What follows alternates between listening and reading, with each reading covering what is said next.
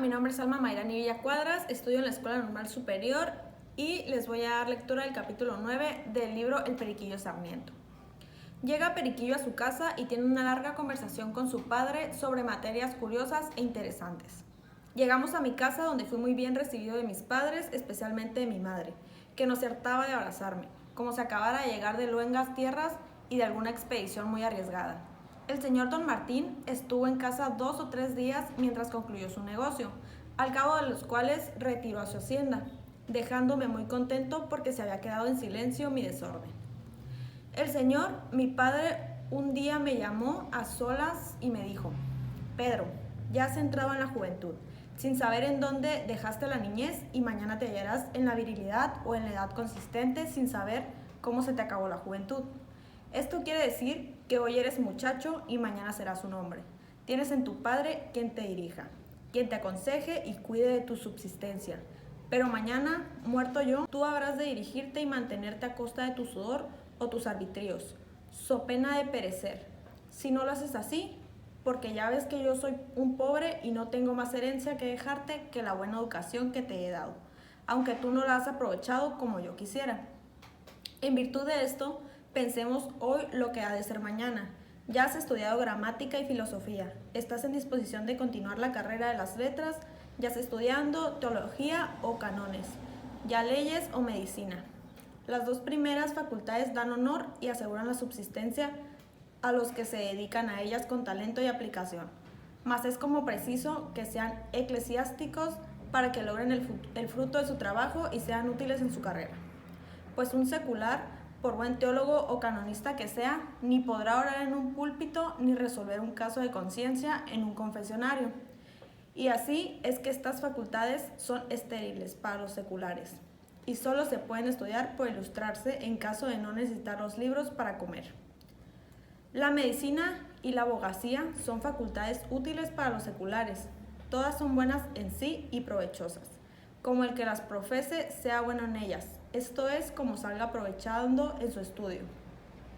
Y así sería una necedad muy torpe que el teólogo adocenado, el médico ignorante, el leguleyo o rábula acusarán a estas ciencias del poco crédito que ellos tienen, o les echarán la culpa de que nadie los ocupe, porque nadie los juzga útiles, ni quieren fiar su alma, su salud, ni sus saberes en unas manos trémulas o insuficientes. Esto es decirte, hijo mío, que tienes 4 caminos que te ofrecen la entrada a las ciencias más oportunas para subsistir en nuestra patria, pues aunque hay otras, no te las aconsejo, porque son estériles en este reino, y cuando te sirven de ilustración, quizás no te aprovecharán como arbitrio. Tales son la física, la astronomía, la química, la botánica, etc., que son parte de la primera ciencia que te dije. Tampoco te persuado que te dediques a otros estudios que se llaman bellas letras, porque son más deleitables al entendimiento que útiles a la bolsa. Supongamos que eres un gran retórico y más elocuente que Demóstenes. ¿De qué te servirá si no puedes lucir tu oratoria en una cátedra o en unos estrados? Que es como decirte, si no eres sacerdote o abogado. Supón también que te dedicas al estudio de las lenguas, ya vivas, ya muertas, y que sabes con primor el idioma griego, el hebreo, el francés, el inglés, el italiano y otros. Esto solo no te proporcionará subsistir, pero con más eficacia te apartará yo de la poesía, si la quisieras emprender como arbitrio, porque el trato con las musas es tan encantador como infructuoso. Comúnmente, cuando alguno está muy pobre, dice que está haciendo versos. Parece que estas voces poeta y pobre son sinónimos, o que el tener la habilidad de poetizar es un anatema para perecer. Algunos familiares del Pindo han logrado elaborar su fortuna por un numen, pero han sido pocos en realidad. Virgilio fue uno de ellos, que fue protegido de Augusto, pero no se hallan fácilmente Augustos ni mecenas que patrocinen Virgilios. Antes muchos otros que han tenido las dos circunstancias que Horacio requiere para la poesía, que son numen y arte. Han pedido limosna cuando se han atenido a esta habilidad, y otros más prudentes se han apartado de ella, mirándola como un comercio pernicioso a su mejor colocación. Tal fue don Esteban Manuel Villegas, cuyas eróticas tenemos. Por esto te aconsejo en esta parte con las mismas palabras de Bocángel. Si hicieras versos, haz pocos, por más que te asista el genio, que aunque te lo aplaude el gusto, ha de reñirlo el talento.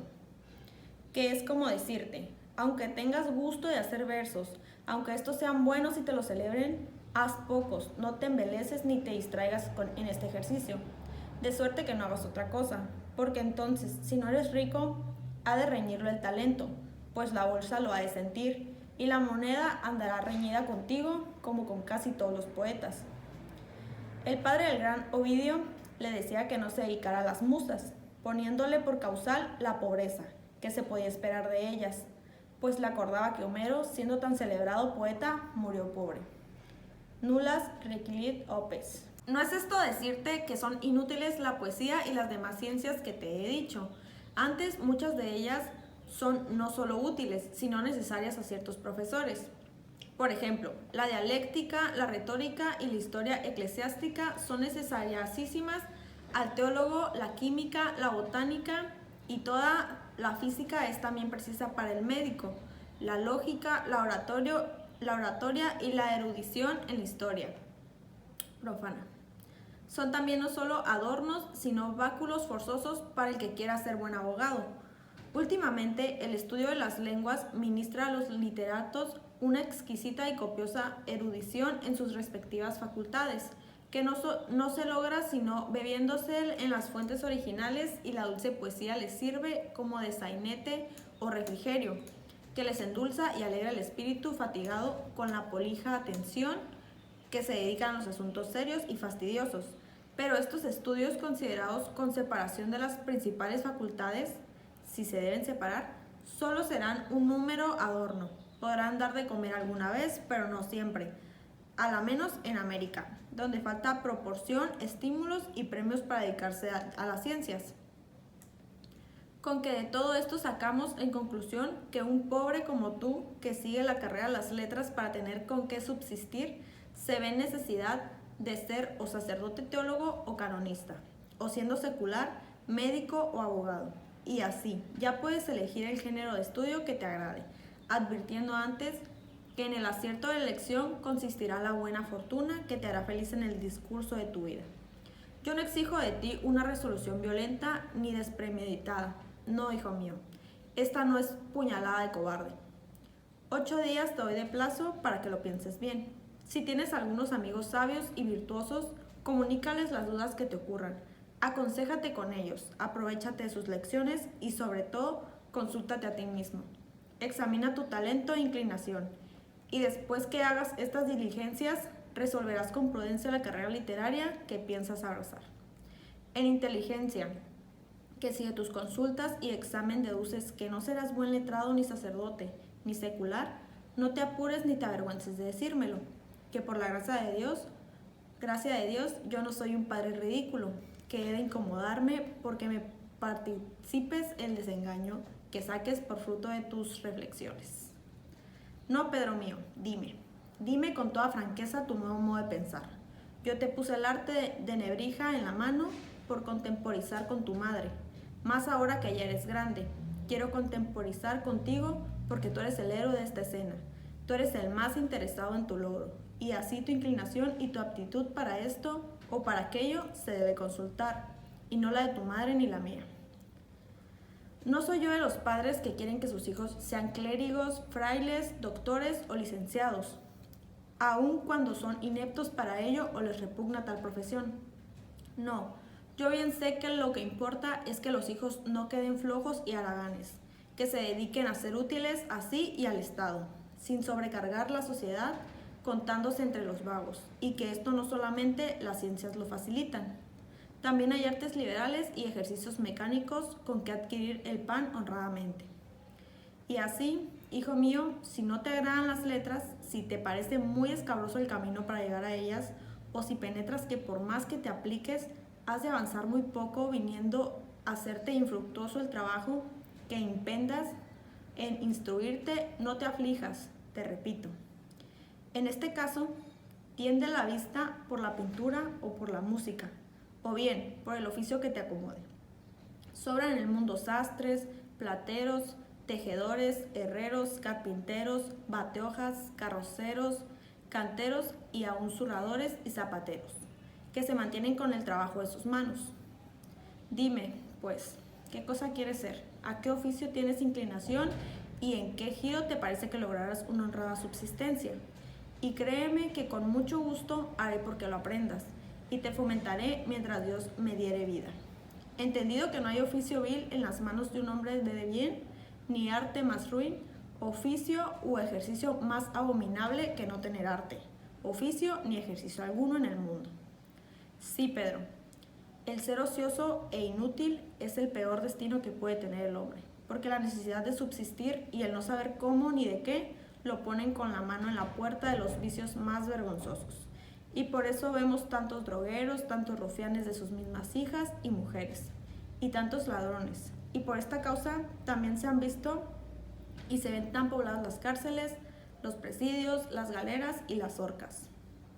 Así pues, hijo mío, consulta tu genio e inclinación con espacio, para abrazar este o el otro modo con que juzgues prudentemente que subsistirás los días que el cielo te conceda, sin hacerte odioso ni gravoso a los demás hombres, tus hermanos, a quienes debes ser benéfico en cuanto puedas, que esto exige la legítima sociedad en que vivimos. Pero también debes advertir que aunque tú has de ser el juez que te examine, por la misma razón has de ser muy recto sin dejarte gobernar por la lisonja, pues entonces perderás el tiempo, tus especulaciones serán vanas y te engañarás a ti mismo. Si no pruebas tu capacidad y analizas tu genio como si fuera el de un extraño y sin hacerte el más mínimo favor, el gran Horacio aconseja en su arte poética a los escritores que para escribir elijan aquella materia que sea más confortante a sus fuerzas y vean el peso que puedan tolerar sus hombros y el que resistirán. Pues es cierto que si las fuerzas exceden la carga, ésta sobrellevará, más si la carga es mayor que las fuerzas, rendirá al hombre quien vergonzosamente caerá bajo su peso.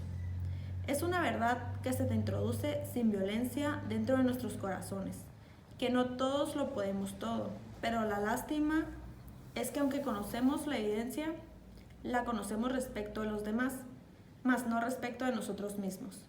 Cuando alguno emprende hacer esto o aquello y le sale mal, luego decimos, oh, pues si se mete a lo que no entiende, no es preciso que yerre. Pero cuando nosotros emprendemos, creemos que somos capaces de salirnos con la nuestra. Y si erramos, entonces sobran 1000 disculpas a nuestro favor para cubrirnos de las notas de impéritos o atolondrados. Por esto no me cansaré de repetirte, hijo mío, que antes de abrazar esta o la otra facultad literaria, esta o aquella profesión mecánica, etc., lo pienses bien. Vea si eres o no a propósito para ello, pues aun cuando te sobra inclinación, si te falta talento, errarás lo que emprendes sin ambas cosas y te expondrás a ser objeto de la más severa crítica. Cicerón fue el depósito de la elocuencia romana, tenía inclinación a la poesía, pero aquel talento propio para ella, que llaman estro, lo que fue una causa de que cometiese una ridícula cacofonía o mal sonido de palabras en aquel verso que censuró con otros Quintiliano.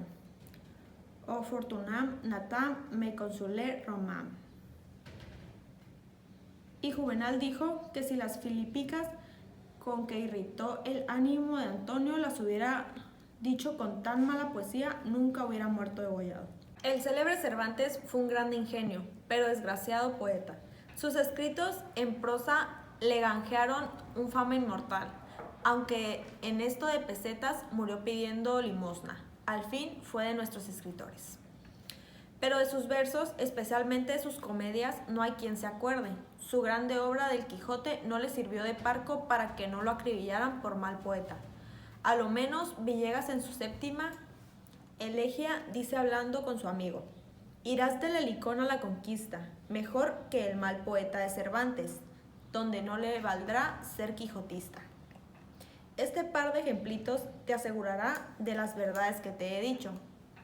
¿Con qué anda, hijo? Piénsalas bien y resuelve qué es lo que has de ser en el mundo, porque al fin es que no te quedes vago y sin arbitrio. Fuese mi padre y yo me quedé como tonto en vísperas, porque no percibí entonces toda la solidez de su doctrina. Sin embargo, conocí bien que su merced quería que yo eligiera un oficio o profesión que me diera de comer toda la vida, mas no me aproveché de este conocimiento. En los 7 días De los 8 concedidos de plazo para que resolviera, no me acordé sino de visitar a los amigos y pasear, como lo tenía de costumbre, apadrinado del consentimiento de mi cándida madre. Pero en el 8º me dio mi padre un recordoncito, diciéndome: Pedrillo, ya sabrás bien lo que has de decir esta noche acerca de lo que te pregunté hoy hace 8 días. Al momento me acordé de la cita y fui a buscar a un amigo con quien consultar mi negocio. En efecto lo hallé, pero qué amigo, como todos los que yo tenía y los que regularmente tienen los muchachos desbaratados como yo era entonces. Llamabas a este amigo Martín Pelayo y era un bicho punto menos maleta que Juan Largo. Su edad sería de 19 a 20 años, jugadorcillo más que Virján, enamorado más que Cupido, más bailador que Batilo, más tonto que yo y más zángano que el mayor de la mejor colmena. A pesar de estas nulidades, estaba estudiando para padre, según decía, con tanta vocación en aquel tiempo para ser sacerdote como la que yo tenía para verdugo. Sin embargo, ya estaba tonsurado y vestía los hábitos clericales, porque sus padres lo habían encajado al estado eclesiástico a fuerza, lo mismo que se encaja un clavo en la pared a martillazos. Y esto lo hicieron por no perder el rédito de un par de capellanías gruesas que había heredado. Qué mal estoy y estaré toda mi vida con los mayorazgos y las capellanías heredadas. Pero de cualquier modo, este fue el eximio doctor, el hombre proyecto y el sabio virtuoso que yo elegí para consultar mi negocio. Y ya ustedes verán que bien cumpliría. Con las buenas intenciones de mi padre, así salió ello. Luego que yo le informé de mis dudas y le dije algo de lo que mi padre me predicó, se echó a reír y me dijo: eso no se pregunta, estudia para clérigo como yo, que es la mejor carrera, y cierra los ojos. Mira, un clérigo es bien visto en todas partes. Todos los veneran y respetan aunque sea un tonto, y le disimulan sus defectos. Nadie se atreve a motejarlos ni contradecirlos en nada. Tienen lugar en el mejor baile, en el mejor juego y hasta en los estrados de las señoras. No parece despreciable. Y por último, jamás le falta un peso, aunque sea una misa maldicha en una carrera. Con que así estudia para clérigo y no seas bobo. Mira tú. El otro día, en cierta casa de juego, se me antojó no perder un albur, a pesar de que vino el as contrario delante de mi carta. Y me afiancé con la apuesta, esto es, con el dinero mío y con el ajeno. El dueño reclamaba y porfiaba con razón que era suyo, pero yo grité, me encolericé, juré, me cogí el dinero y me salí a la calle, sin que hubiera uno que dijera que esta boca es mía, porque el que menos me juzgaba diaconó. Y ya tú ves que si este lance me hubiera sucedido siendo médico o abogado secular, o me salgo sin blanca, o se arma una campaña de que tal vez no hubiera sacado las costillas en su lugar. Con que otra vez te digo, que estudies para clérigo y no pienses en otra cosa. Respondí: todo eso me gusta y me convence demasiado, pero mi padre me ha dicho que es preciso que estudie teología, cánones, leyes o medicina. Y yo, la verdad, no me juzgo con talentos suficientes para eso. No seas majadero, me respondió Pelayo. No es menester tanto estudio ni tanto trabajo para ser clérigo. ¿Tienes capellanía? No tengo, le respondí. Pues no le hace, prosiguió él. Ordénate a título de idioma. Ello es malo, porque los pobres vicarios son unos criados de los curas, y tales hay que les hacen hasta la cama. Pero esto es poco respecto a las ventajas que se logran.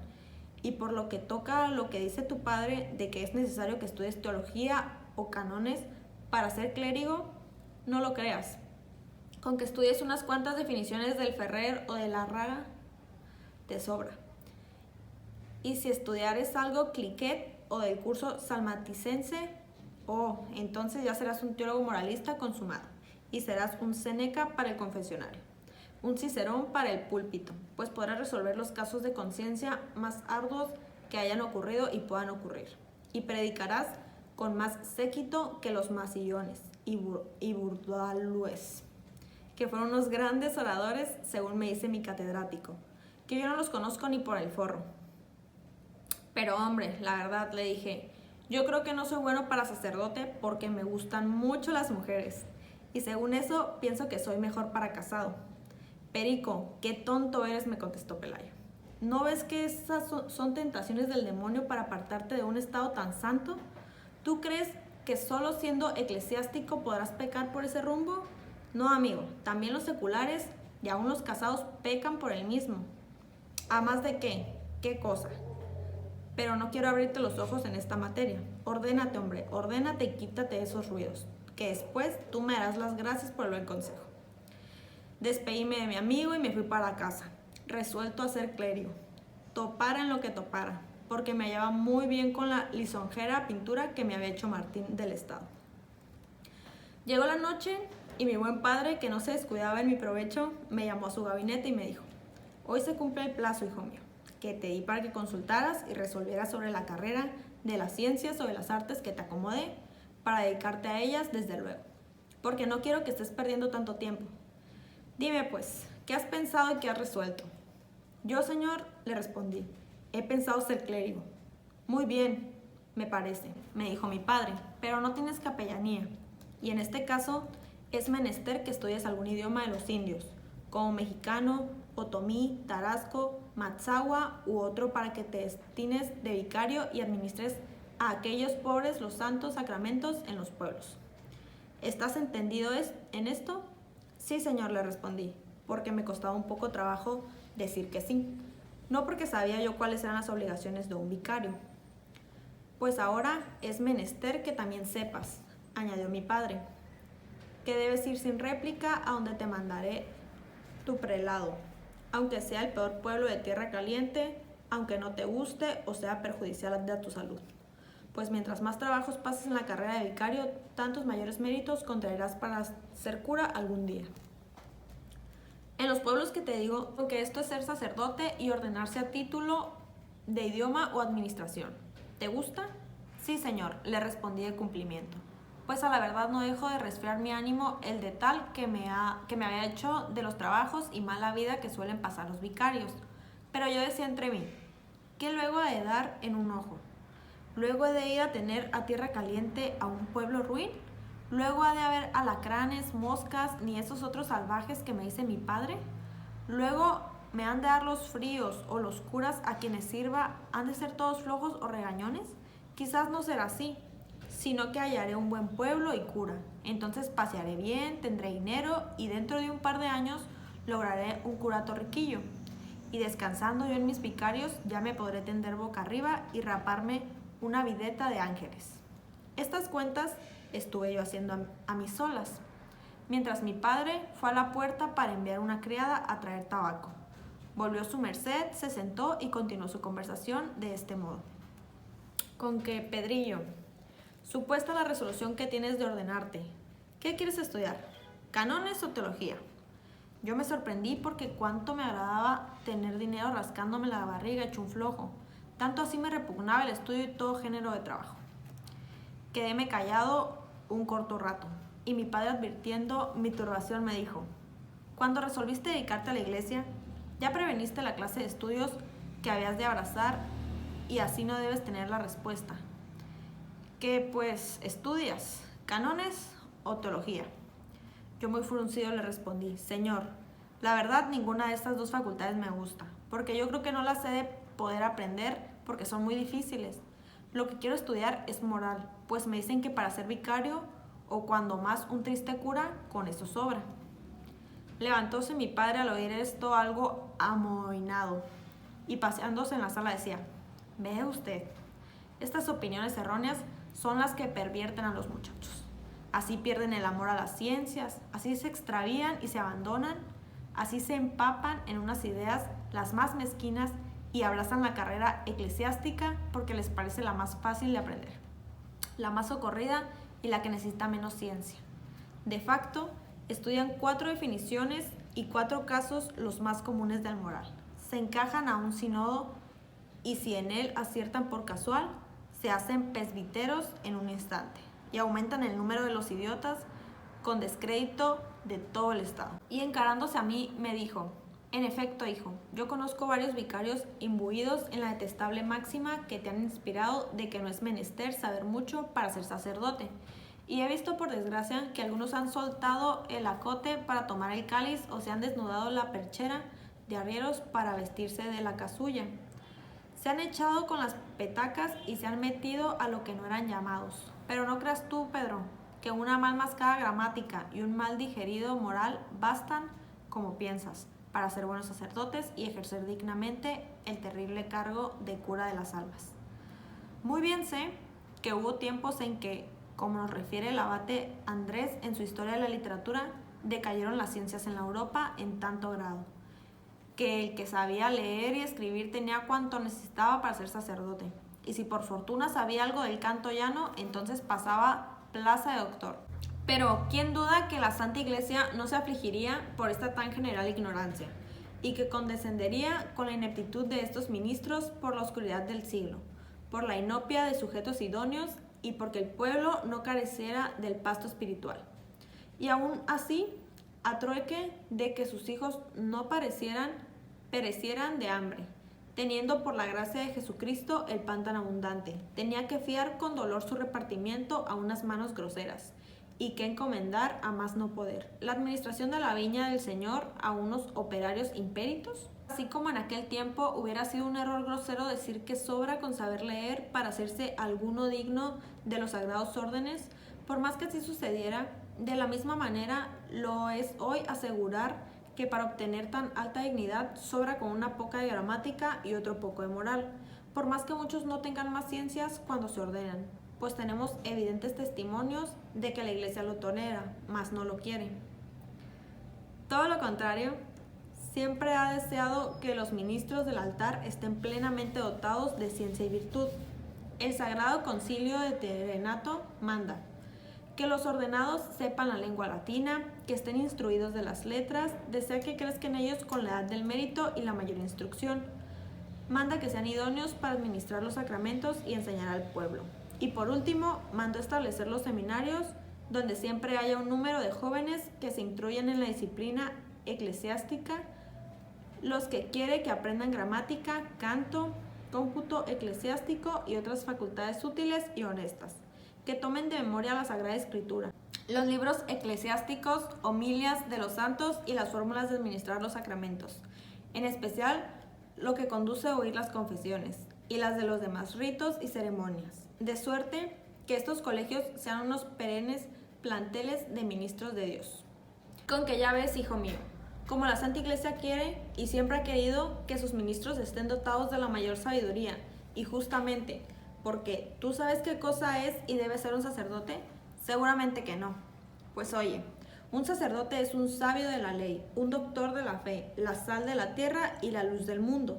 Mira ahora si desempeñará estos títulos, o los merecerá siquiera. El que se contenta con saber gramática y la moral a medias, y mira si para obtener dignamente una dignidad que pide tanta ciencia, bastará o sobrará con tan poco. Y esto suponiendo que se sepa bien. ¿Qué será ordenándose con una gramática mal mascada y una moral mal aprendida?